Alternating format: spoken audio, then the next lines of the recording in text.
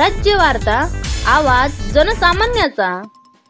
मराठा समाजासाठी हैदराबाद गॅजेट लागू करून त्यांना आरक्षण दिलेले आहे। त्यात तशीच मागणी गेल्या 30-40 वर्षापासून असल्यामुळे महाराष्ट्र शासनाने बंजारा समाजाला, सर्व बंजारा महाराष्ट्रातील समाजांना एसटी प्रवर्गामध्ये समाविष्ट करून तशी गॅजेट तयार करून बंजारा समाजाला एसटीचं आरक्षण मिळावं यासाठी भरपूर मधील सर्व समाजाची मागणी आहे।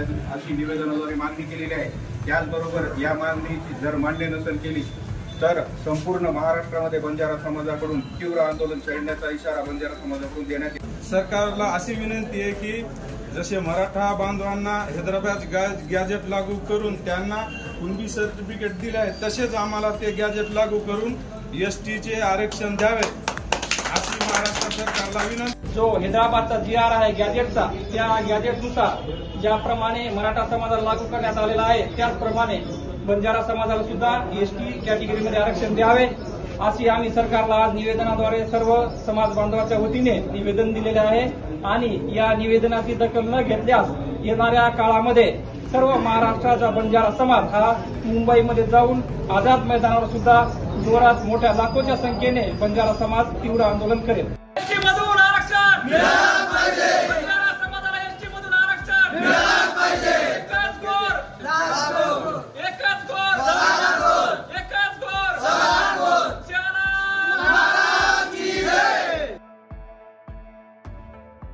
हैदराबाद गॅजेट प्रमाणे बंजारा समाजाला सुद्धा एसटी प्रवर्गामध्ये समाविष्ट करण्यात यावे यासाठी सर्वत्र आज महाराष्ट्रामध्ये बंजारा समाजाचे निवेदन दिल्या जात आहेत।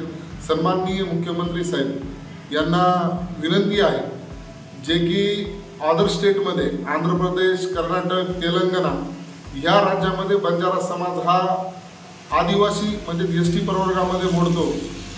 आंध्र प्रदेश, कर्नाटक तसेच महाराष्ट्र, भारत देशातील संपूर्ण राज्यामध्ये बंजारा समाजाचा रोटीबेटी व्यवहार आहे।